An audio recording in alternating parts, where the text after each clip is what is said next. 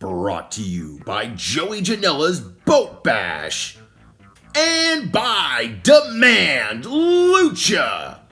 Welcome to the Clark side of the ring. Hey, live and in living Technicolor, we are back here. This is Clark Side of the Ring, episode 2. We're doing the full promoter haul, and this only makes sense. Clark, you are the best promoter in Ontario. I wouldn't go that far. Who makes more money?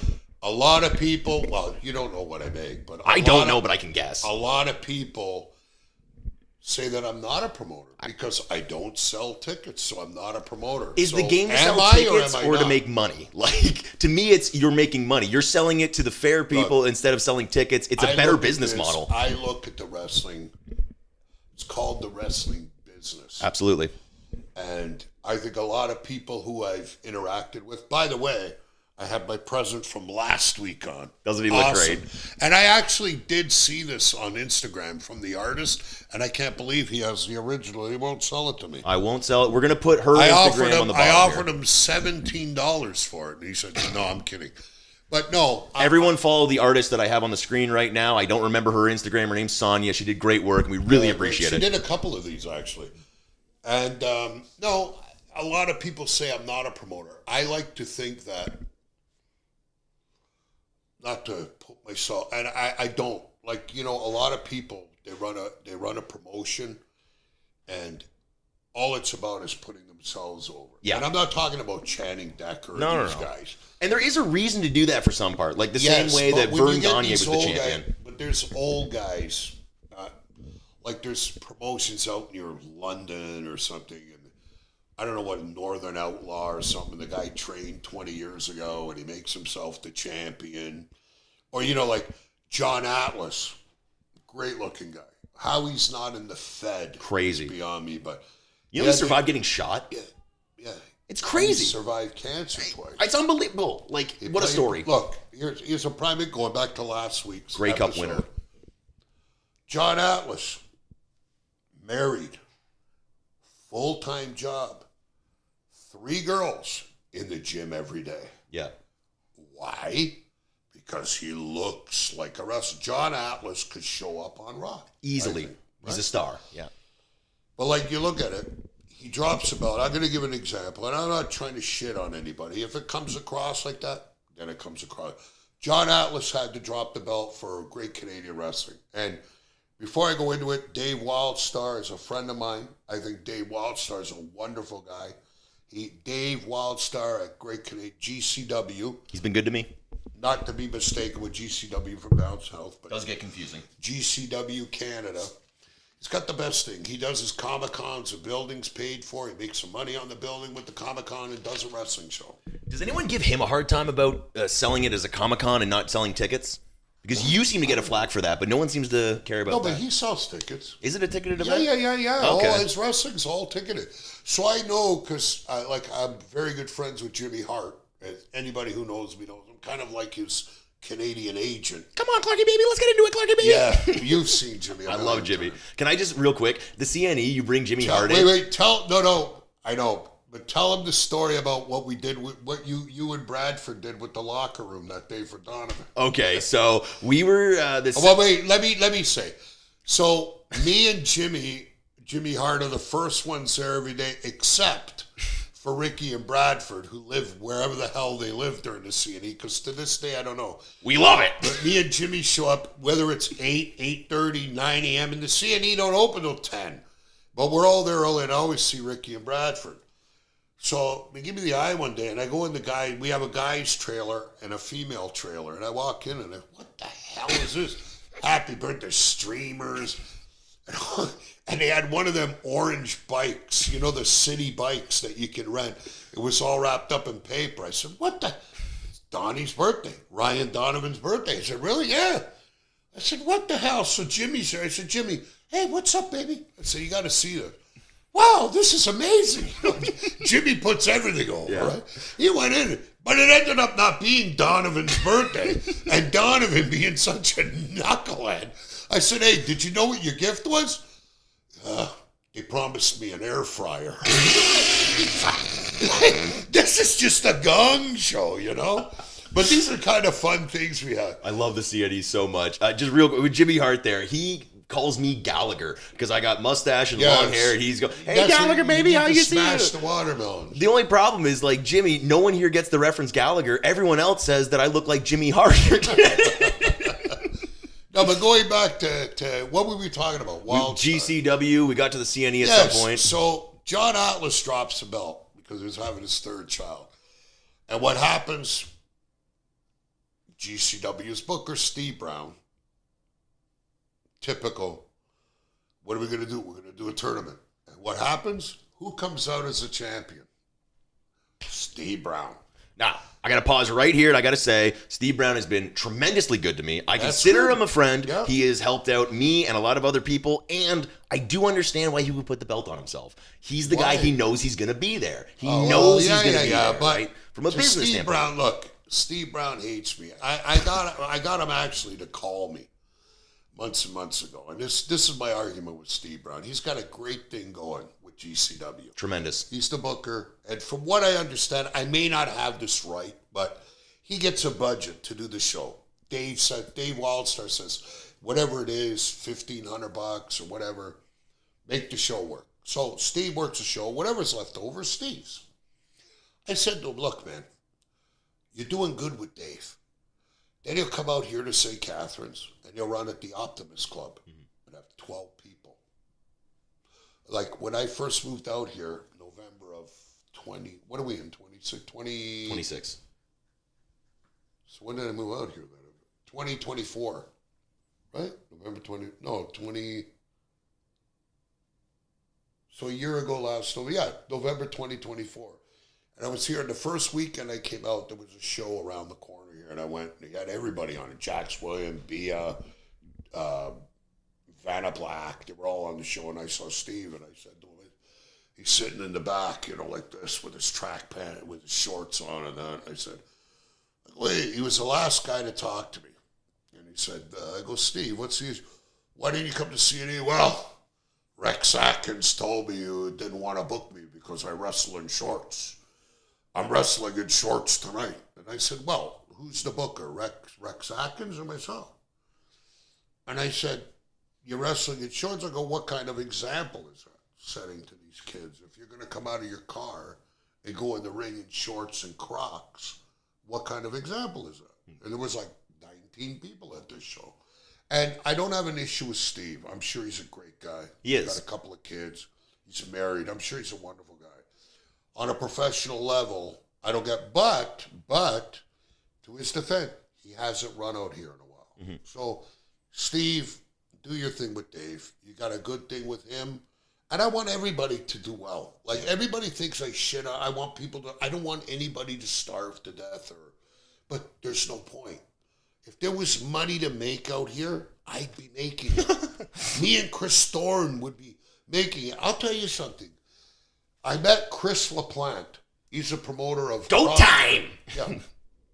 He's a promoter of Crossfire. And I used to go to Cauliflower Alley Club starting in 2021. I can't go now because it falls during the CNE. Like, I'm very good friends with the president, Brian Blair, and... I was told that you are going to the Cauliflower Alley Club this Well, year during no, the CNE. well, no. And that I'm running the show. Maybe.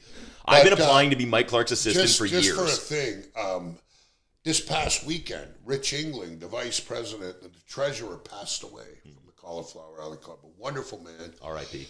Rich Engling, he lived in Florida, and I had been talking to Brian Blair extensively. Brian wants me to come out for Cauliflower. I don't know, because it's like the CNE starts the 21st, 22nd, 23rd, so I'd have to leave like on the Sunday night and get back Thursday morning. Of course, bringing Jimmy Hart back, but I don't know. I'm debating on it. I might go, I might not go. Like, it's not an easy thing, Rick. Oh, no.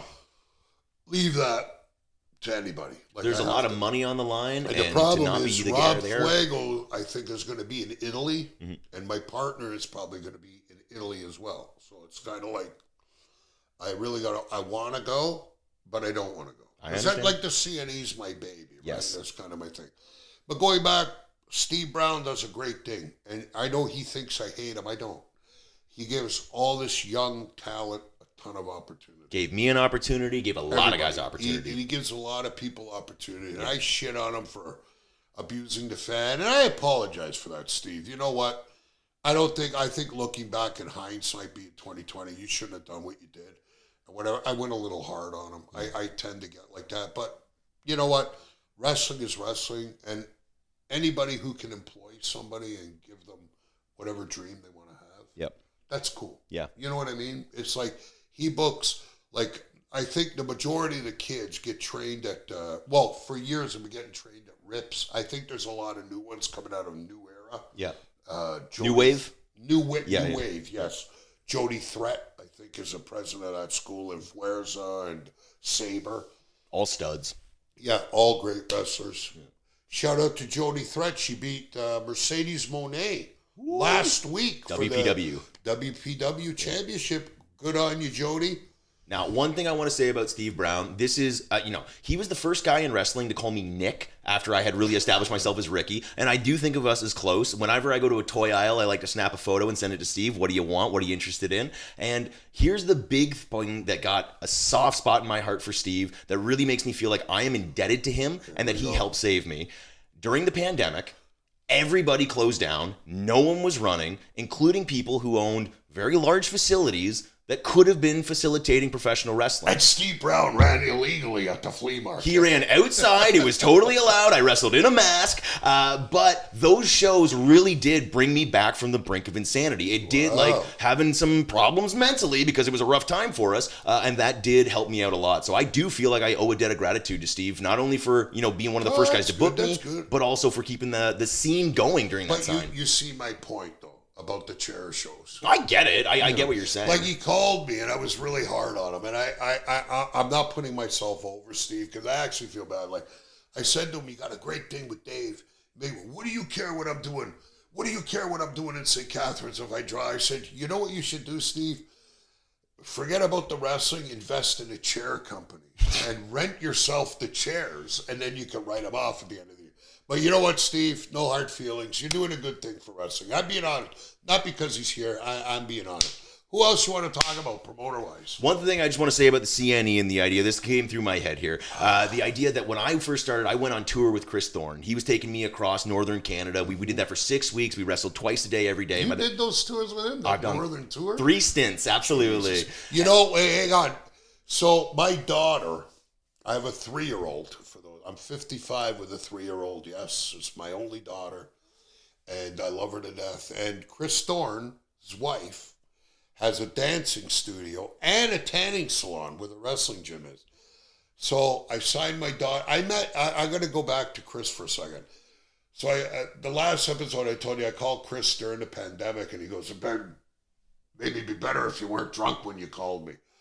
So we had nuclear heat between, not so much, but I think he hated me or whatever. So I don't know, a little over a year ago, we had 3 botch shows with the Man Lucha. We had, I think it was Ottawa on the Tuesday, Toronto Wednesday, Kitchener Thursday. So Jordan from the Man Lucha called me the week before, and he said, hey, the promoters said they're canceling the Kitchener show on the Thursday. Can you get me a seminar somewhere for Gringo Loco?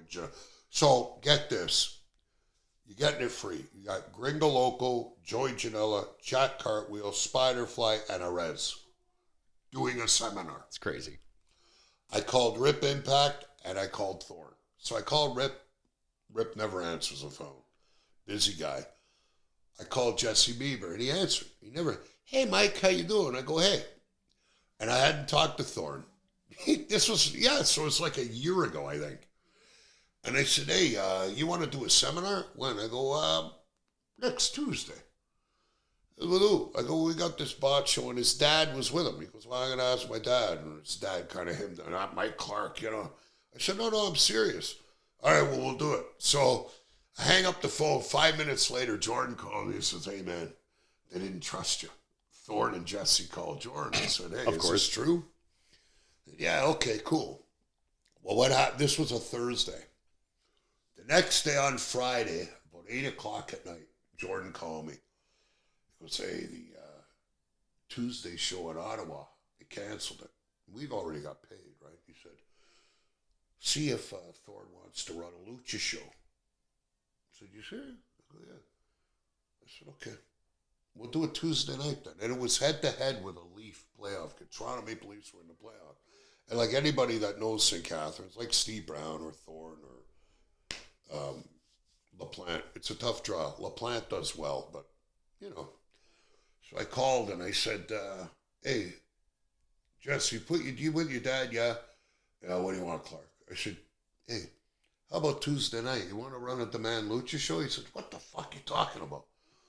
I said, look, man, the show got canceled. Let's run the show. I think it was a Saturday night, actually. We had like 48 hours to promote this thing.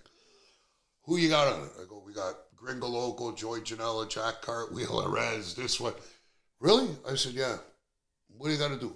Just sell tickets. We'll send them $10 a seat. Right? Perfect. Go over there. It was a Tuesday night. I picked up Gringo and Janelle at the airport. We came out here and had sushi and all that. That's when I first met Janelle. And I knew Gringo.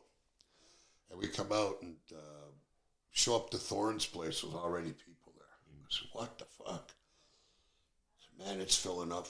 This before my daughter did the dancing. It's filling up. So he had this sign on the front door. Because I smoke. I went outside. I'm having a cigarette. Sold out. People were showing, oh, it's sold out. I said, no. Come in. How many people? Hey, give Thorne the money. Hey, sold out. More people got. Like, it was packed, Ricky. Like, Wade Booswell, Ontario indie wrestler, he called me.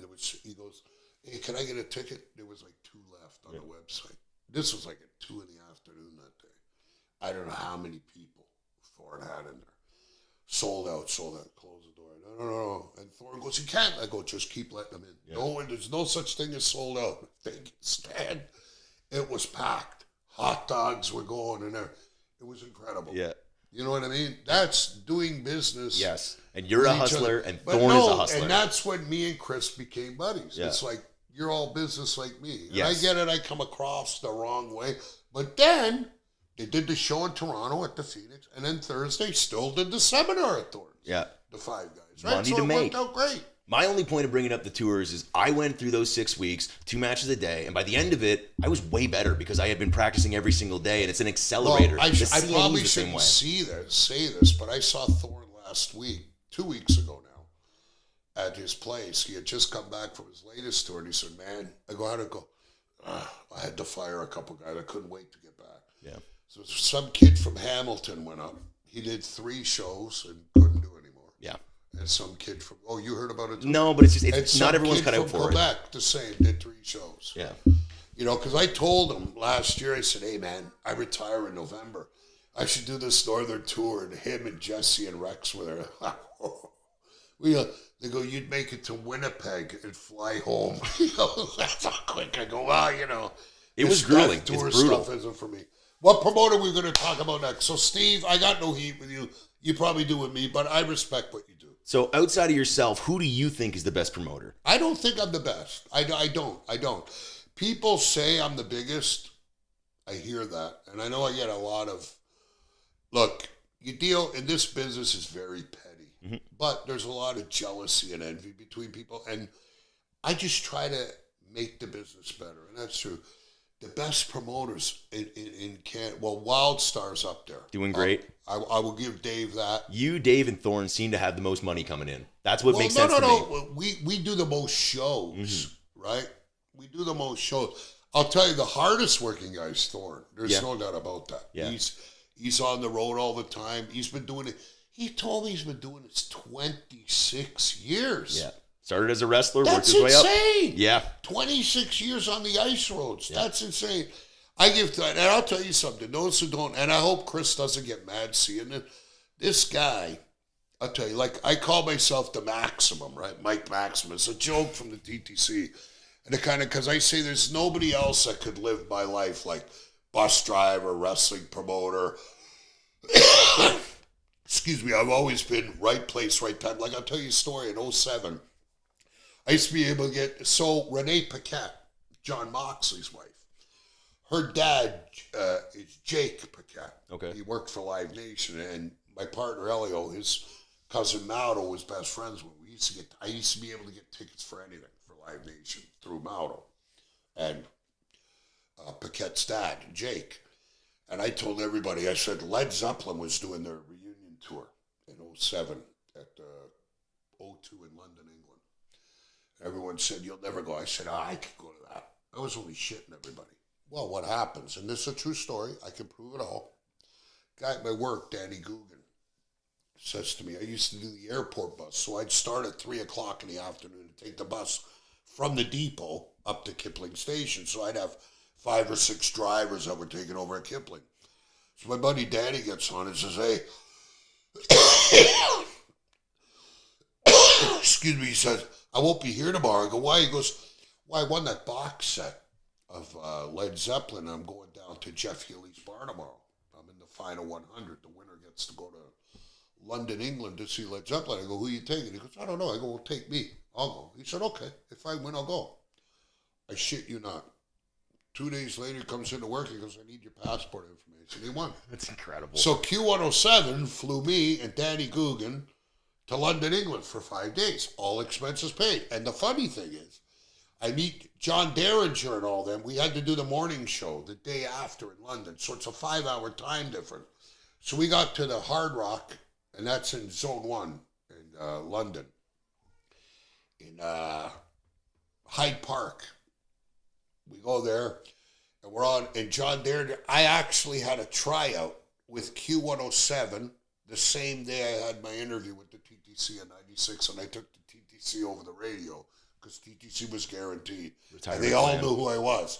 But that's a little known fact. And sitting in front of me was Brett Hull, the hockey player, and his wife. It's crazy. And I had Pink, and Brian May, and what's his name from the food? Dave Grohl. Everybody was sitting around me. So I could show it, because I'll show you the pictures. I have them in my phone. We'll put that on the screen right now. It's just like right place, right time, all the time. I'm just That's so lucky. your guy. whole story. There's something electrical. Yeah, there's it's something weird. magical It's about you. like, It's phenomenal. Look, 2 years ago at the CNE, the first day, 2 years ago, who was there? Justin Trudeau. And Justin Trudeau, who gets a picture with him? Me and Jacques Rougeau.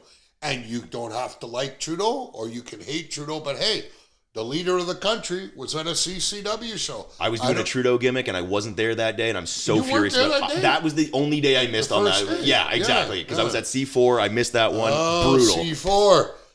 Hell of a Fuck promotion. those guys, C4. Hell of a promotion. I I'm love joking. those guys. Hey, listen, I put C4, and I've never met them, but they put on a great show. Amazing. 700 minimum. They're incredible. I'll tell you this, though. They should get their guys a little bit of hotel rooms. You shouldn't be going there and driving home the same day. I love the hustle. You do? I work half don't. a day just so I can get on the road and make it I there. tell you a story. Gringo Loco a couple years ago. He does not like me. Who, Gringo? Gringo Loco. Oh, no. Well, I'll tell you the story. So a couple of years, maybe 2.5 years ago, Runyon had a gym, and he wanted to do a seminar with Gringo. So we did the Lucha show, and then you did C4, I think. And I picked him up on the Saturday. I don't know what we were doing. We were doing something with him.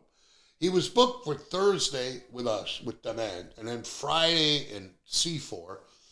And Saturday he did the thing. And he did Top Tier, I think. Yeah. Top Tier, I think, that Saturday. So I got him a seminar that day. And he said, hey, man, I picked him up at the hotel. I took him to California Sandwich. He says, how was Ottawa? He goes, man, I don't know what the fuck happened there. He goes, we drove there and drove all the way back. Who was driving? This guy, Rick. I go, Rick, who? He goes, I don't know what happened. We stopped. He forgot to get a coffee. We're driving home, and he stopped forgetting. He goes, the guy was barely awake. I told him I drive. He said, no. And it ended up being him. I said, what? No, Gringo doesn't hate you. Gringo's just a knucklehead. That's a little story about me. I do tend to fall asleep while I'm driving. I drive a lot. Yeah. I'm late for a lot, and I drive way too much. Who were you in the car with that day? Puff? Oh, I couldn't tell you. No, Puff comes from the other way through the States. does he? Yeah. But yeah, it's always a full car. It's So always who else are we pandemonium. talking about? Promoters. All right, so if we're hitting the best of the best, C4, you've mentioned Runyon, and I kind of assumed, based on the history online, that you would have taken the nice little exit ramp of the worst promoters and maybe talked about Buck or Runyon. I thought those names would have come Well, up. Runyon's never been a promoter. He's promoted a show Where? inside of his gym. Michael Landsberg was But on that that's- show, Yeah, so was yeah. Pretty Well, Ricky. You know what? Look, Runyon does his thing. Runyon is a good friend of mine. Great guy. Great guy. I've known him for a very long time. Runyon's a great guy. I have nothing bad to say about him. We don't, professionally, we don't see eye to eye, but I still consider him a dear friend. Buck, on the other hand, I'll tell you this much. Ross is his real name, Ross Aikington. Is that his name, Aikington? Aitken, I think. Aiken or something? Yeah. I had him at the CNE a couple years ago. Can you do a Buck impression? No, Okay, I really don't.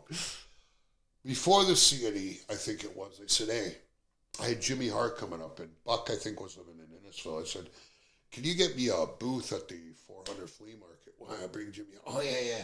So Buck gets himself like a massive booth for free. Gets me and Jimmy a booth, which is cool. We worked, hey, can I get this? Can I get... Buck's a good guy, but the problem with Buck is you give him this and he wants this. He came to CNE, and I'm not kidding you. In the 4 years I've done CNE, nobody, and Ricky can attest, nobody gives me a hard time except this guy. By the second day, Rob Fuego came down. So I got to talk to him.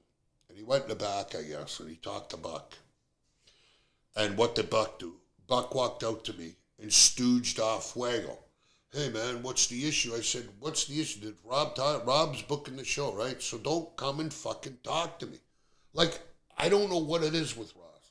You meet him, he's the nicest guy in the world. He's got nuclear heat with everybody. Yep. Wild Star will never use him. His buddy Steve in North Bay will never use him. I'll never use him. You know, Demand, Smack. Nobody uses him. And he's his own worst enemy. And he's the only one that doesn't see it. Like, I put a post up last year. I have it in my phone. I got him blocked, but I can show you. And I said, I don't know, like last September or something, I put a post up about something.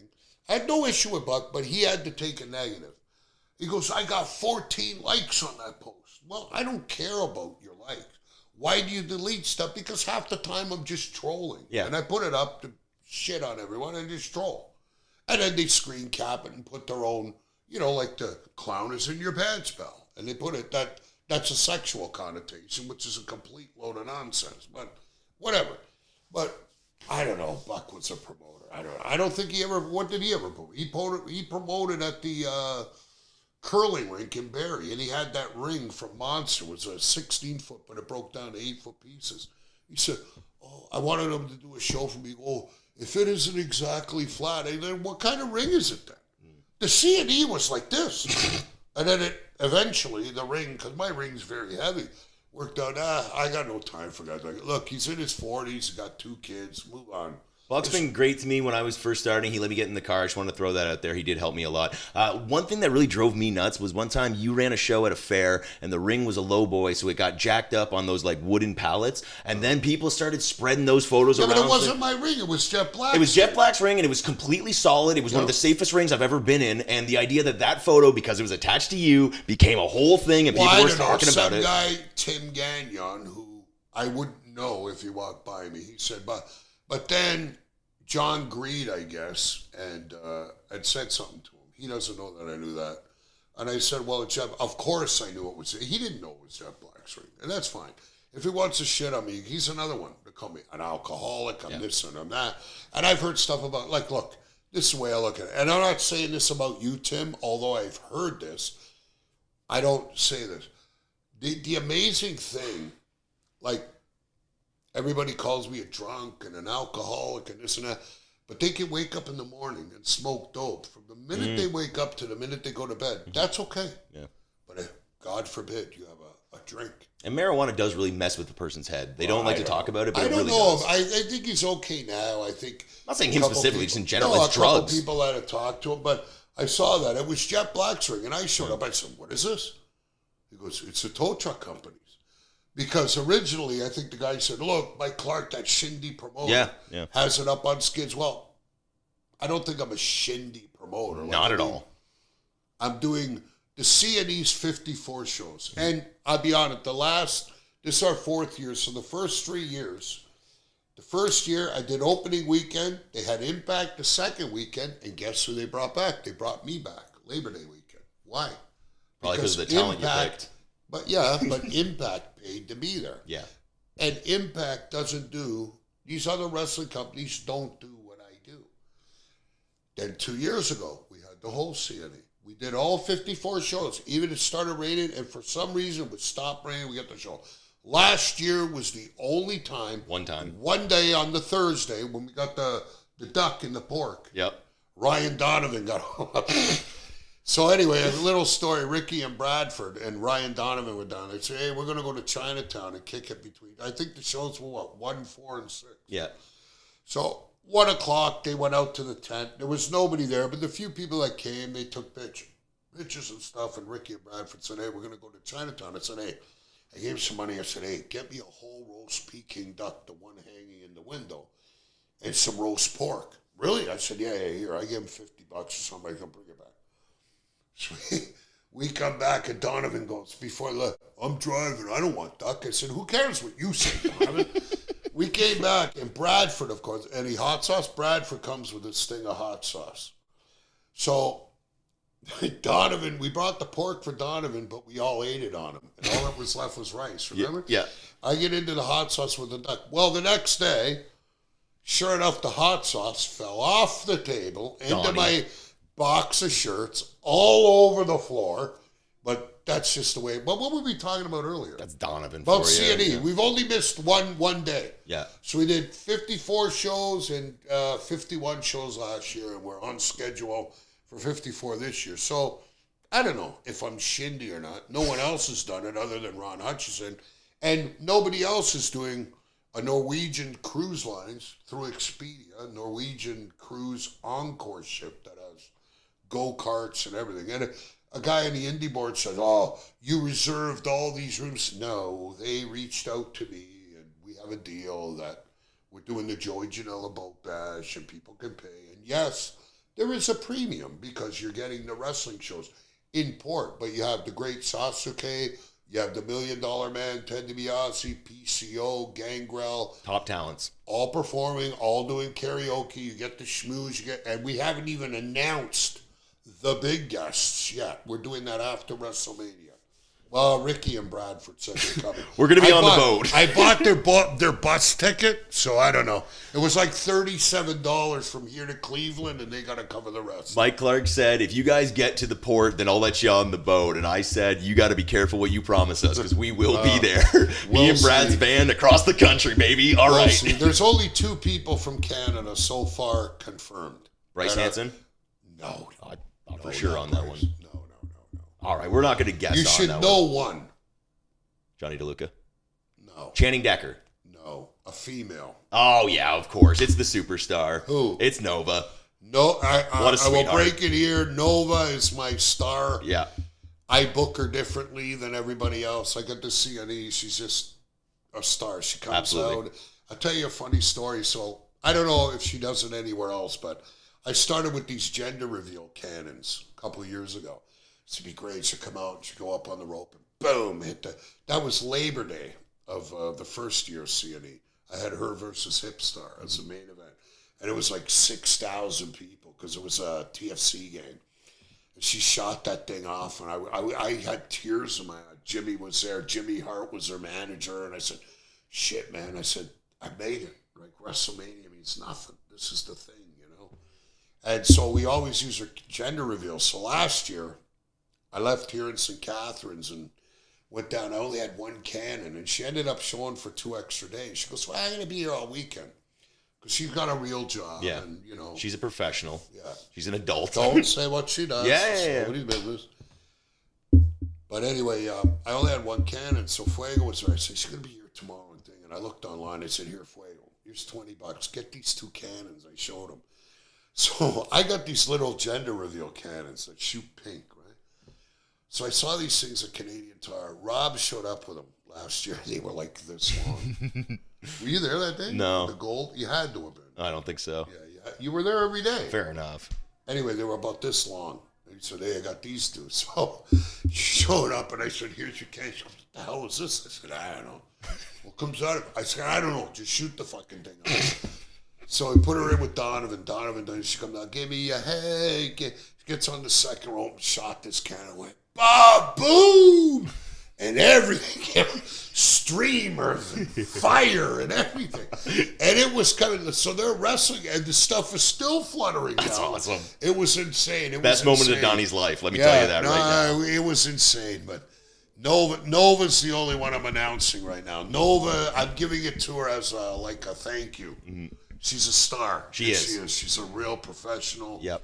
I really like it. Handles her business. Nova, and she does Novocaine at the Man Lucha. Yep. But Nova, it's all with me. It's all about the entrance. Yep. That's what it's all about. Doesn't matter how good you can wrestle. And she's great, but doesn't matter. It's all about the entrance. What the public perception is. What was your favorite part of the CNE? And she's been the CNE champion for 3 straight years. And I don't know. Maybe you could get the belt off. I'll be trying. Don't you worry. Labor Day Monday is the big day. It's Nova in the main every year. So let's hope the tradition continues. Daniel Bryan said that 90% of being a good wrestler is your entrance, your music, and your gear. And I think Nova hits all those cleanly, and you get it. She's got the rights from that band to use. Oh, cool. I didn't know that. Yeah. Super they gave cool. her the rights to do it. And why not? She looks great. I forget what the band's name is, but yeah, they gave her the rights to do it. What else would you like? All right, Nova's a star, but so are you, Mike. And I want to know, I believe a big part of the reason that you are magnetic, electric, and a star is your voice. And I think it's because every person, whether it's good or bad, can do an impression of you. I know, they do it all the time. They always do it. I love that. Does it offend you when anyone does the impression? No. Okay, so we're not going to be able to do this podcast without me doing the impression to you. Well, I I've can't never help heard it. you do it. I've done it once in front of you, and I felt bad because people don't like hearing an impression of themselves. My daughter's upstairs. We're doing this downstairs, so... Sorry. They're fine. They're locked in the soundproof room. Go ahead. So people don't understand all the sides of you, and I feel like I do because what I've woken up to... When I say, hey, listen, Ricky, you knucklehead, what have you been doing all night over here? What are you making all this mess for? Bunch of balloon heads. I get that a lot, but I have woken up multiple these times. hammerheads. What's going on here? I've woken up multiple times to a voice message from you on my phone that just says, Ricky, I can't tell you how much I appreciate the work you put in. I can't tell you how much it means to me. Thank you so much, buddy. And I've worked for every promoter in this province, most of the country.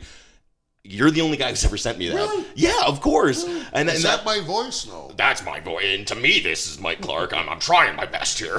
But when I hear myself, I don't hear it like that. I'm gonna have to watch this and. I have to say Donovan's name because that's the one I remember. It's fucking Donovan. Donovan, listen to me. Knucklehead. You know the best thing with Ryan Donovan? I'll tell you something, Ryan. Sweetheart. He is. Yeah. But you know what, Donovan? I'll tell you something.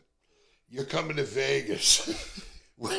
So I booked Las Vegas for the WrestleCon to promote the Joey Janela Boat Bash, which will be February 28th to March 7th, 2028, leaving from the port of Los Angeles, going to the Mexican Riviera, by the way. This podcast is never released yet, and we already have sponsors. Yeah, the Boat Bash. But there you go.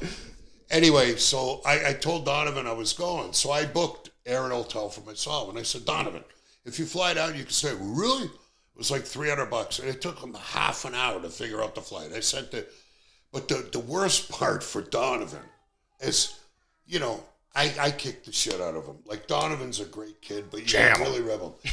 And he's got the 3 worst guys in history.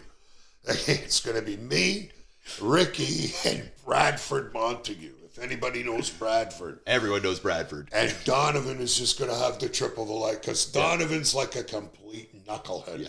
He means well, he's a great guy, but he's not like, he's a little social. Like he grew up in Cornwall or something. You know what I mean? He's not like me. He grew up in Rexdale with the gangbangers, He's just like, really?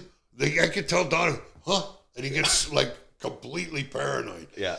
And I have him reffing along with Matt Grant in the Sandman's match against the Invisible Man at Joey Janela's Spring Break. Sandman's Brought to you by match. GCW at the Horseshoe Hotel, Friday night, midnight, Las Vegas weekend. Anyway, WrestleMania weekend. And I'm going to tell you something, Donovan. When you get that Singapore cane right here between the eyes, I had nothing to do with it. No, only joking. But it should be a lot. I can't wait for that. Have you seen any of the promos? You've never been to Vegas either? Never been to Vegas. Him and Donovan have never been. Me and Bradford, I've probably been there 100 times.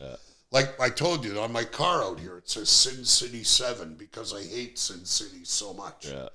I can't wait to get back. I have reservations, actually. I was telling Ricky, at the Golden Steer, the oldest steakhouse in Las Vegas, on Wednesday, April 15th. Too bad you won't be there. I thought you were buying me a meal. Nah, I'm going to be with...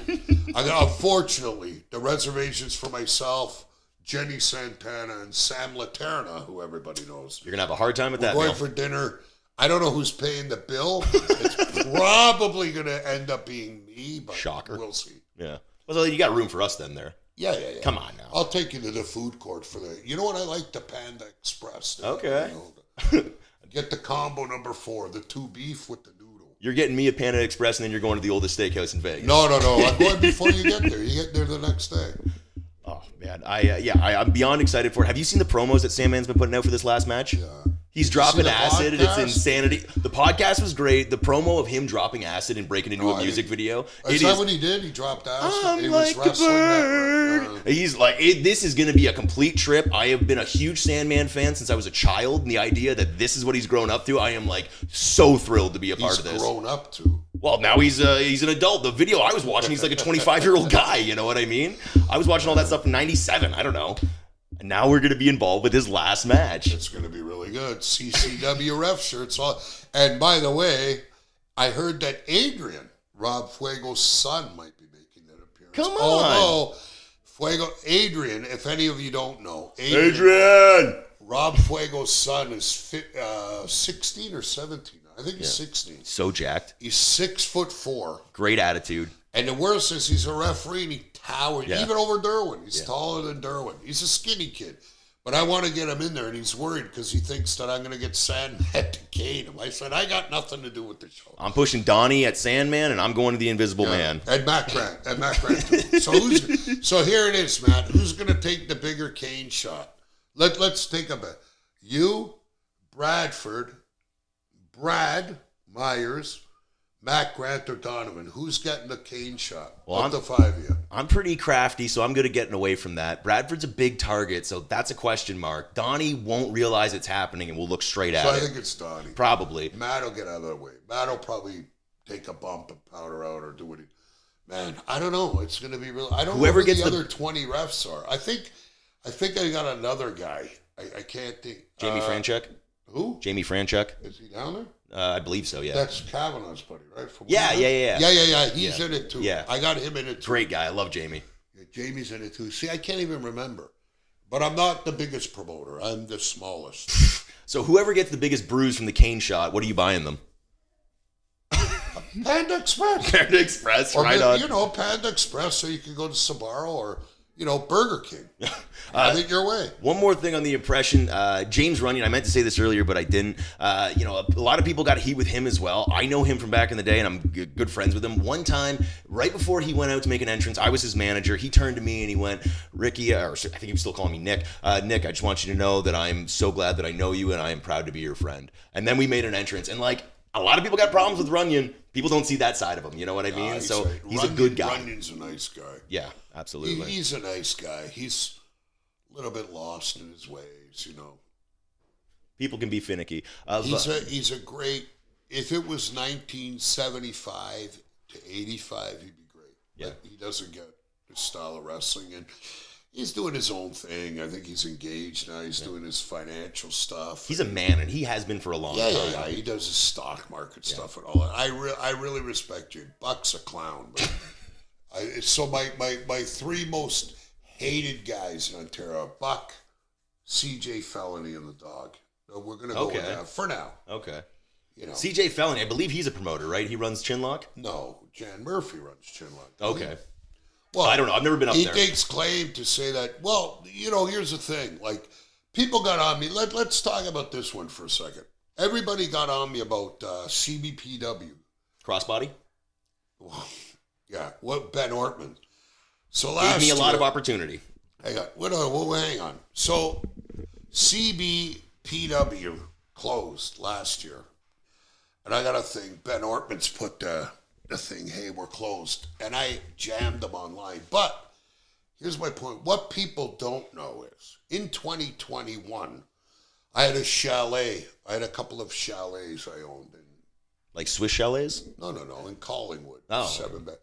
I was at a chalet with somebody in 2021. I think it's 2021. And Crystal Moon, I think her name's Lacey Miller, posted a thing. 5 people I'd like to wrestle. She named 5 people. I said, who? Question mark. That's all I asked. Who? So I went and had a shower, come out. And person I was with said, hey, your phone's going on. I come up, ding, ding, ding, ding, ding. The messenger's going. I go, what the heck's going on? And Lacey was our Facebook friend and all that. And I had Ben Ortman's on it. What's Ben Ortman's? Ben Ortman says, hey, Mike, you know, you shouldn't ask who. Like, all I asked was who, not in a bad way, you know. Gets And a couple misinterpreted over people had text. done it. Yeah, like, this is my point. I just said, who? Ben Ortman's, of all people, a guy I've never met. He's a Facebook friend. He asked me for bookings, like in 2020, whatever. Sent me like a 10-page diatribe about this and that, and you don't know about wrestling, and you're a promoter, don't be that guy. I said, what's wrong with this guy? So I simply responded by, I guess you have no idea who you're talking to. How about you go fuck yourself? And that was it. Yeah. So then he closed his gym, and I jammed him, right? So he put a thing of an empty studio. It said, out of business. So I got it done with a chair. The same picture, and I put a chair there. You know, like when wrestlers retire, they put their boots in the middle, right? And they think, and everybody jumped on me, not knowing the backstory. Like, people think I just attacked this guy for no reason. Then his partner, after I put that, this Chris Tidwell goes, it's wrestling. You would know nothing about it. I said, I think you should educate yourself, you know. And I don't know Tidwell, but I'll be honest. I said, you're a guy who's gigged himself all over Canada for $40 a night. I made more money by the age of 17 than you and all your friends have made combined, right? Shit talking, but just being a prick. You're being a prick to me, I'm being a prick back. So I put the thing with the chair in the middle. Now, CBPW, what was it called? Crossbody Pro, I called it Chairs Before People Wrestling because I said he had the school 11 years and he drew nobody every show. If I had my own place, kind of like Barry Wrestling, not the biggest place, what's he hold? A couple of hundred? Mm-hmm. And it's packed every show. And Sean knows, hey, this is what I'm doing. See, Sean is smart enough to know that if I leave this venue, it might hurt me. Yes. And that's what happened, I think, with Destiny, like with Emilio. He's been all over the place. Just stick to what brought you to the dance. Real quick on Crossbody, when he was in Kitchener, they were drawing. They were drawing on the big shows. That building was filled. And then on the Friday, the student shows, there was a couple people. What's filled? What's filled? 100? 150 people probably, maybe He's two. Never seen that. Whatever he did, I think he was in Cambridge. It was Chairs Before And Cambridge people. was a different story. And I give you Runyon. I'll give you an example of Runyon. 2-3 years ago, he did a tour in Europe. He main evented in Amsterdam and flew home. And the guy from IWS, not Manny, the trainer guy. Who's the trainer there? Andrew Scott? Is it him or another guy? Was doing a seminar at Ben's. And Runyon went out there. And Ben was doing a show after. And he said, hey, you want to work the show? Runyon goes, what do I get paid? He goes, well, I can't pay anything. It's main evented in Amsterdam the other night. I'm not working for you for free. You know, and then I heard a story. Now, don't shoot the messenger. I just heard this story that his gym closed down, and he messaged Gabriel Fuerza and said, hey, man, it's a shame I shut down. I was going to get you signed this year. Who the fuck is he to get anybody signed? Who trained this guy? Honestly, where's he ever worked? He was on tour with Kenny Omega, that much I know. Where? Doing like the northern tours. With who? Not with Thorne. With Canelo. Yeah, I believe so. I believe so. What was that, 20 years ago? Something like that. I haven't heard of him. I haven't heard. What's the question? Here's a question about Tidwell. I was told that him and Hornet went to Parliament, and they're the reason that we no longer have the Wrestling Commission. No, I heard it was him and Lufisto, actually. Okay. I thought Hornet was And I'll involved in tell you that. something. I'm going to be perfectly frank. I wish the Athletic Commission got back involved in wrestling. Yeah. Because there's a lot of people that shouldn't be doing shows. Like, I'll tell you something, these deathmatch shows, like I like Chad. Chad probably thinks I don't like him more, and I got no issue with him. But this no ring bullshit, like that Tyler Errol doing that stupid spot off the scaffold. Yeah, like, Terrifying. he's a fucking idiot. I'll be honest, he's a fucking idiot doing that. I like him, but it makes No, me no, scared. I like him too. I met him a couple times. He's a great guy. You got to be a complete fucking idiot to do that. And now he's just coming back. I saw Forte 2 days after here at Thorns. And Forte was still shitting himself. He goes, hey, man, they paid him a shit ton. I go, what's a shit ton of money? How much did he get paid? What's a shit ton? You couldn't pay me, and I get it, I'm in a different, $100,000 to do that. Yeah. You know? And I get it. Tyler wants to do his thing. He's a very good wrestler. There's no need. Don't do this no ring. You know what I call no ring? We can't afford a ring. That's what a no ring show is. It takes away from the production value. Well, without a no, doubt. Chad does his thing. I think he was the one that started it up here. I think Casanova Valentine in the States was original. And Cass and Chad both have my respect. Correct. Yeah. But Chad started doing it, and Death Proof's been around a long time. And Chad knows his guys. He's got Matt, and he's got Jesse. You know, he had Tyler Hill and Tyler Errol, all his core guys, right? So they know what to do. They know what they're doing. We go to this Canadian death match, remember, it was at fucking Lee's Palace. There was 30 people there. You know, and you're doing a thing off a scaffold. And it looked like, I don't know if it was doors or what, they were like plastic chairs. And I said, Jesus Christ, I thought the kid killed himself. Yeah. You know, and he's Really a good guy, scary. but now he's coming back. Like, you know, I seen him show up in Hamel, he's back, and everybody's cheering, but for what? Like, what was the gain in that? Like, what was the gain? I saw a thing during COVID at Chairs Before People. I think it was Matt Grant, somebody coming off a ladder and fucking falling on the floor. Like, there's no point in that. It's for nothing. No, you know what they look at? They look and say, look at this. I get what you want to do. You know, you got a big ego, your adrenaline's going, let's do this. You got to look at the big picture, man. You're not getting any younger. And these guys, when they turn 50 years old, they're going to be falling apart. I'm not, because I've never done any fucking hard work in my life. But these guys that are doing that, you got to understand everything has consequences. Yeah. I shit my pants when I saw Tyler Errol do that. I couldn't believe he did that. Yeah, me too. He punctured his lung, and I saw broke 3 or 4 ribs. I think he cracked the rest of them. He was in the hospital for like a week. So our Medicare, the taxpayers' money, goes to fucking fix an idiot. No, and I'm just being honest with you. That's what it does. You do a stupid fucking thing like that, and our tax money goes, our whole hip goes to fix this guy? Come on, Tyler, you know better than that. Don't do that shit anymore. And I love you. I do. But don't do that shit anymore, because it doesn't get us anywhere. Can I just say, I had a brainwave where when you started going at Matt Grant and that whole thing blew up online, I feel like that actually did result in Matt Grant getting more bookings than at any other point in his career. I think that really did. Well, just across the scene, I thought people really like bolstered behind him when he was posting his, his Good bookings. for him. I hope he gets 1,000 bookings. I feel like you having that moment to Look, the camera of going, I've told Tyler you. Hill, don't do this. They're going to use that as the commercial for Canadian Deathmatch of Well, this they is can- just violence and insanity. I'm not saying it. Is there like there's a guy from Canadian Deathmatch. I put the thing out about Ben Ortmans, this guy from Canadian Deathmatch. I'm not even going to give his name. Don't know him. Emailed the TTC, not knowing that the vice president of the union is my little sister. And she goes, "Did you?" So I told Ben Ortmans, I said, "Wow, it's great." Got all involved, not knowing the backstory, but now you know the backstory, and you probably still won't swallow your pride and say, "Hey, we've heard Mike Clark's side of this story." They decided to email the TTC, and my sister called me. My little sister's the vice president of ATU Local 113. "Hey, Mike, I got to ask you something. Did you tell a guy to kill himself?" I said, "No." I said, "Next we'll be hearing Ben Ortmans has jumped off a bridge." That's what I said, right, in the conversation.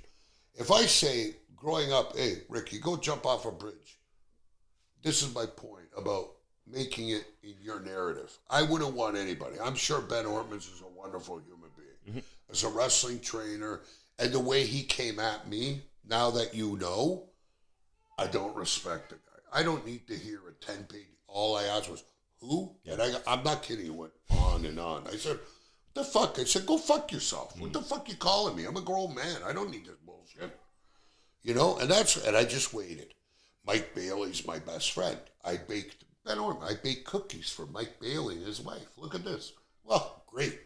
What do you get out of that? Fantastic. Right? But they emailed, and I don't know if it was Dylan or whoever it was. Hey, did you tell a guy to kill? I said, no. Oh, and then she said, I think to the person, will show me what the text said. Right? And I sent it to her. I said, look, next we'll be hearing Ben Ortmans was always a guy, my mental illness, thank God I got my girlfriend, which is great, but I'm not into all that personal shit. I got my own personal Facebook, my profile pictures, myself and my beautiful wife. You know, I put my daughter on there, but I'm not one of these guys. That CJ Felony guy, I had him on Facebook. This guy puts every personal issue on Facebook. Oh, my ex and this and that. I don't got time for shit. Yeah. I just get rid of them.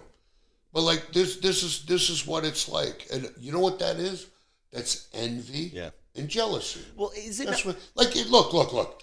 If you don't know me, and I put you've heard of me, and I put a post out, my thing would be, hey, let me DM this guy and see. Let me DM this. You would call. Yeah, no, but let me DM Mike Clark and see. Let me ask. Instead of asking, you just assume. Yeah. Because that's his friend. Yeah. You can't do that. Well, there's a backstory. And Ben Ortmans never commented.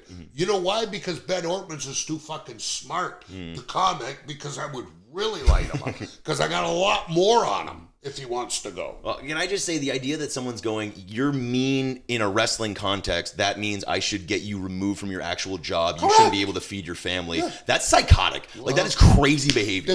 And these are deathmatch guys. Like, look, there was a big fight. There was a thing in Chicago, RPW. I forget what the name is. And it was a fan went after that wrestler, Cruel, with a knife. There was 20 guys punching that guy. Yeah. He still walked out the fucking door. Because I can tell you this. You guys can look at me that I'm a fat fuck. I hit you in the chin. You're not going to get up. I grew up in Rexdale. Yeah. I've been with the biggest gangbangers in the world. Myself, my brother, even my little sister would beat the shit out of half of these guys. Would you say that the toughest person you ever met was in wrestling, or no? Oh, yeah. Yeah? The one and only, my dear friend who I saw last week, Haku. Haku, absolutely. And Barbarian. Yeah. You know, and they said to me, hey, man, you like drinking now? I said, yeah, I went all over the world with you three fucking dummies. Haku, Barbarian, and Warlord, but they're great guys. Warlord was so good to me. He pulled me aside at the CNE last year. That was last year, and he said, you know, you'd have been on the road with us. You'd have been a journeyman. You can do anything. And like, I talked to Fuego about that, and I said, like, is he messing with me? And Fuego said he's got no reason to tell you any lies, and that meant a lot to me. Do you remember what they call me, Warlord Barbarian? No. Mikey. Yeah. And everybody said, you hear Barbarian and Warlord, they're going, hey, Mikey. And Donovan, and why you calling him Mikey? Oh, we know him, Barbarian. We know him. He was like that. He was Mikey. Now he's 55. It's Mikey. Crazy to grow up. Even last week in New York, hey, Mikey. I should show you my phone. Hey, Mikey, tell me when you're here, Mikey. So that's it. I'm Mikey. All right, here's a question for you. In 1987, you get into the wrestling business. Is there an indie scene in any way resembling what there currently is for an indie scene? No. Like, even the lowest of the low, was it anything like that? No. I know there was shows they tried to do, but back then you had to go through the athletic commission. Oh, yeah, okay. There was nothing. The only thing I remember was Moscomania ran. Angelo Mosco ran a couple of shows in Hamilton. He did really well, I think, on the first one. And then I don't know what happened after that. But there was, like, I tell people, I didn't get into the internet until, like, maybe 10 years ago. Yeah. I've had a Facebook for, like, 8 years. I knew nothing about the internet. Yeah. It's like Fuego. He goes, you went on the... I go, I knew nothing. I would see the odd ad, but I was completely... Like, I used to watch Raw and all that, but I was completely out of wrestling. Yeah. And I never thought I would be back into it. And so I'm kind of happy. It's like, you know, people want to shit on me and say, you know, I do fair show wrestling. That's cool. But, you know, I get paid for what I do. Making money. I've got a budget. No. I wish I made the money people think I do. Fair enough. Honestly. You know, I wish I did. Like, the CNE is more or less an advertisement for, like, this CNE has been great for me. Mm-hmm. You know, I go to my conventions. I hear at the CNE, boom, boom, boom. And I make all my money on the mud shows, the fair shows. That's where, like, I'm king of the mud show. That's what I call myself. You know, king of the mud show. That's it. And, you know, CNE, yeah, it's good and it's great to be down there. And to be honest, if I'm not there, I don't think anybody else will be there. I got a great relationship with them. I got a great rapport. I know all the, like one of the executives works for CIBC, and I brought Tito Santana in on my Dome Dime in December. It was me, him, Wendell Clark, and Darcy Tucker, Ray Bork, Rob Black from ESPN. Yeah. You know, we were all down there having a great day. And I brought him down because you got to give back. Yeah. You know, and I think a lot of times people in this business tend to hotshot everything. Like they'll look at it and they'll say, all right, for instance, I got this corporate event. They're offering me $5,000 to do it. So I'm going to spend the least amount of money. So I'll rent the ring and I'll book a bunch of students and never get the show again. I don't look at it like that. I look, there's a famous, a very well-known movie. You probably never seen. You ever seen Colors? No. With Sean Penn and Robert Duvall. It's a gang movie from the 80s. And they worked in the LA street gang unit. They were cops. And there's a scene. And I always tell this to people. So Sean Penn is Robert Duvall's like underling. They're cops and all the gang members are down there. He goes, yeah, we should go down there and grab one of those motherfuckers. And Robert Duvall says, let me tell you a story. He said, there's the bull and the calf, like me and you at the top of the hill. And the calf says, Dad, let's go down and fuck one of them. Wait, what's a calf? Is that a female? Calf is the kid. The baby. Yeah. What's the female one called? Cow. Cow, yeah, it goes. The calf says to the dad, hey, let's go down and fuck one of them cows. Like Sean Penn said. He says, no, son. Let's walk down. Fuck them all. And that's and not to fuck people, but I look at it. You don't need to make so much, make a little bit, but get it for 10 years. Mm-hmm. Like you look at the fairs, like I took over from Jay, I've still got all of his fairs. Mm-hmm. Plus the one, like look at Beaver Valley. That's the biggest show I do. And Beaver Valley is September 11th this year, I think, on the Friday night. It's the biggest show outside the CNE. You've never been up there, right? I don't think so. It's absolutely insane. Like Kaz Jordan from Australia was there. John Atlas. It's like 1,100 kids there. It's fucking insanity. That's huge. And I live for that. And Fuego says to me, like, I walked it 2 years ago, BM met me at my house.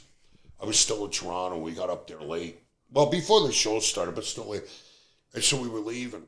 And you walk by their office, and they charge like $10 for kids, $15 for adults. And I'm not kidding you. They had 2 tables. There was piles of money. I said, look at that. Look at all that money. I said, see how much money I have? And Fuego goes, you see all that money? You should charge them. I said, no. They pay me. That's what I'm not. Yeah.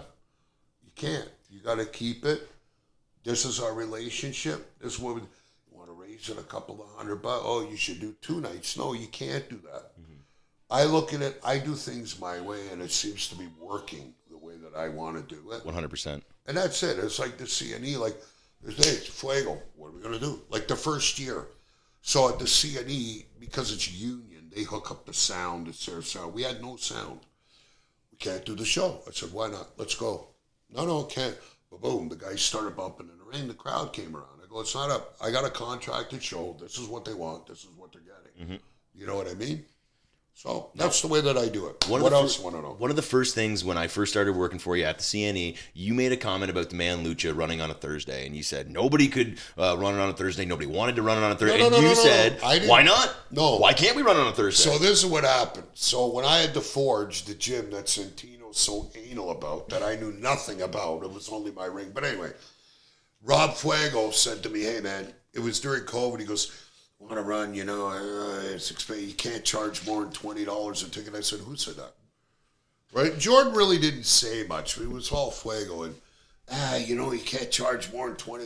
You got to run on a weekend. I said, who said that? When I was in WWF, they were running 3 shows Monday to Friday and 6 Saturday, 6 Sunday. 6 shows Saturday, 6 shows Sunday. Ran every day. Madison Square Garden was on a Monday. Philly be on a Tuesday. Boston be on a Wednesday. Sold out.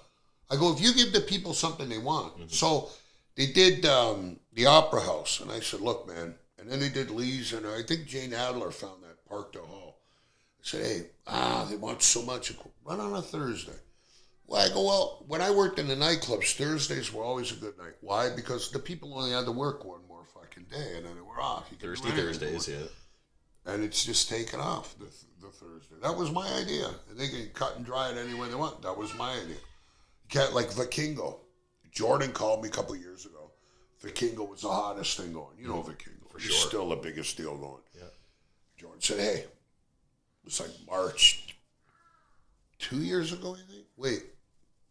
I think my daughter, maybe 3 years ago. He said, hey, Mass Republic called. We can get Vikingo. He told me the price. I said, wow, big number. We could get him. This was March. He goes, we can get him for June. And AEW's in town. I said, okay. Can you send him money? I said, yeah, no problem. And the money, we secured it. And then everybody was trying to get Vikingo. And we got him for $1,000 cheaper than everyone else. What are we going to do? I said, charge $65 or whatever it was, a ticket for front row. You can't. I go, just trust me. Mm-hmm. 65, 55, 50 first 3 rows. So normally I think there's like 40 front row tickets. Jordan announced Vikingo, front row. I need 6 more. Sold out. I need 6 more. So just add 6. I need 6. I think we ended up with like 68 front row fucking seats. Yeah. What? Make it work. Do the math. That's money, baby. That's the way and it was fucking jammed down there. It was jammed. And I think we had Commander on that show. It was fucking sick. Like, you couldn't get another person in that fucking place. Yeah. Like, it was full. And that's the game. Pack them in there. Well, try, you know. If somebody wanted to run a show, what's the 3 tips you would give them? How to be a good promoter? What would you insist upon that they try to do? Stay away. Get out and don't run a show. Because if you're starting to run a show, you don't know what you're doing. I don't know. Like, you got to look at it. When you're going to start in this, if you're selling tickets, you got to lose money to make money. You have to invest to make, right? Mm-hmm. You got to build it. Like, that's what a guy told me the other day. Oh, you don't run storylines, you run C&E. Yeah, I run wrestling for the non-wrestling audience. Yep. And I'm the only person who knows how to do it. They've all tried. Everybody tried to get to C&E. I can name you them. And I'm the only one who got it because I do wrestling for a non-wrestling audience. Yeah. You know, it's clear down there. Good guy, bad guy. Yeah. You know, you go to Demand Lucha, hey, this guy, like Sleazer, is she a baby face? Is she a heel? Mm-hmm. Well, they love her going against Janela, but they might not love her going against Kingsley. You know what I mean? Yeah. She's kind of in the middle, right? And there's a lot of that now, right? But like mine is clear. This is the heel, this is the baby. You know, coming through the curtain. I don't know what to tell you. You need your brain, you need your head examined. If you're going to start running shows, I would suggest not to. But what do I know? One more thing I'll say just to put you over. People. I don't want to be put over. I know, but I like doing it regardless. I want to say it on the record. The idea that me and you have never had a conflict about money. In fact, last year for the CNE, I didn't even ask you about the money. Well, you know what? Now that he's bringing this up, I have a deal with Ricky. So I gave him half the money. What was it, like a weekend? Something like that, yeah. I think it was me that got a hold of you. Yeah. I was out here. I was looking at things. And I said, fuck.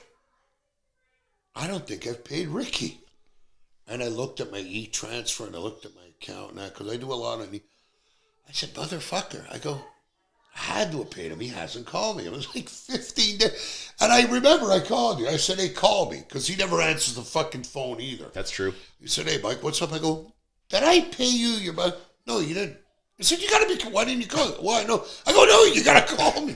I totally forgot. I know you're good for it. That was a total accident. But no problem. There's never been you sneaking out of the building. Everything's paid up. Everyone gets exactly what they're owed. It's always been a pleasure. That's incredible. You know, that was like over 2 weeks. Yeah, because I trust you. We have a good relationship. You should have called me. I just like talking to you. Waking up at the CNE and having you at a picnic table eating a banana, telling me your stories with Bradford sitting there is some of the most Bradford's bananas. Magical moments, things I will hold in my heart. Clark, if we do another episode, what do you want to talk about? What do you think we got to get into? I don't know. We can get in. Well, people, you're going to have to leave your questions in the comments or email clarksideofthering@gmail.com and leave your questions for what you and me and Ricky want to answer. We've gone way too much into wrestling, more than I wanted to, because I didn't want this just to be a complete wrestling. And you could probably hear my little girl screaming to come downstairs right now. She's a sweetheart. Yeah, but Lily, we won't put her on it yet. Maybe next episode. Some things I was thinking about. What if I get a bunch of names in a bucket, we draw them at random, and you give your opinions on them? What if we do a full Battle Arts episode? No. Come on. You know what?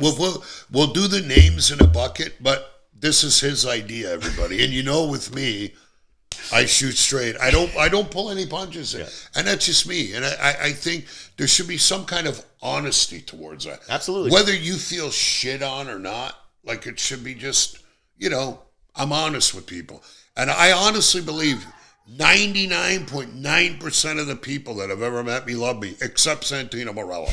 But everybody else loves me because they get to know me and say, hey, like Bia, I give you a prime example. I told you I went to that Steve Brown show right after I moved out here.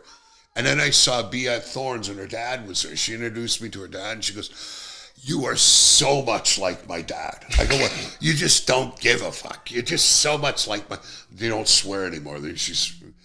Bia is expecting. Yeah, congratulations. Her and Adam of wonderful people. Yeah, tremendous. I'm going to join their church too, believe it or not. That's awesome. I think I'm going to go too. Yeah, they go on Sundays. I'll be heading Wonderful to New people. Life on this Friday for Good Friday. Yeah, Good Friday. And going to have the eggs out. What are you doing Friday? I'm going to New Life Church in Brantford. Are you really? Yeah. With the wife? Me and my wife, and then I'm going to be seeing my grandmother. I'm a wholesome young man. I'm trying to figure where I can eat on Friday. You're not supposed to eat fish, but hey, the keg around the corner is kind of hell of a deal. Come to Brantford, we'll make you salmon in the house. Come on now. I'm gonna do the fish on Friday. Anyways, thank you everybody. I hope we haven't bored you. This is week 2. We will see. Hey, maybe we do the next one at WrestleMania. I love that. You know what? We're gonna do. So what's this? So this is April 8th or 9th. This is airing, right? Yeah. We're gonna do WrestleMania. Hell yeah. Ricky's bringing. Can you bring this down? That'd be a little expensive if someone's willing to pay for a carry-on bag. What do you mean carry on? Let's check. All right, you can check it. No, I'm flying business class. I get everything. Sorry, I'm flying cattle class. And I'm flying with the luggage. I fly business class everywhere. No, this isn't a thing. We can get one. We're gonna do. We're gonna do it right inside WrestleCon. At the CCW Expedia Norwegian Cruise Line Encore ship, Joey Janela Boat Bash booth. With, hopefully, Joey Janela. And who else? Maybe Gangrel. Maybe Ted DiBiase. Maybe PCO. Maybe Megan Bain. Maybe Channing Decker. Maybe Jody Threat. Maybe whoever's down there. But Ricky will be there. Ryan Donovan will be there. Matt Grant, maybe. You know what? That's what we're going to do. We do it at Mania. It's going to be me, Ricky, and Matt Grant at the Joey Janela Boat Bash booth. WrestleMania week, April 15th to the 20th. Look at those guns. Don't work out. All right? So this is what we're going to plan. Thank you. I hope you enjoyed Clark's Side of the Ring. And I want to get into more personal stuff after. I probably named some people that don't deserve being named. But that's just me. I shoot from the hip. What about you, Ricky? Your story is what everyone wants to hear, and we're getting more and more into that. By the way, when you bought this suit, did they give you a free bowl of soup? Come on now. That's my favorite line. I love Caddyshack. Let's go. Pretty Ricky Wilde at Pro Wilde. Have a good night. Ciao.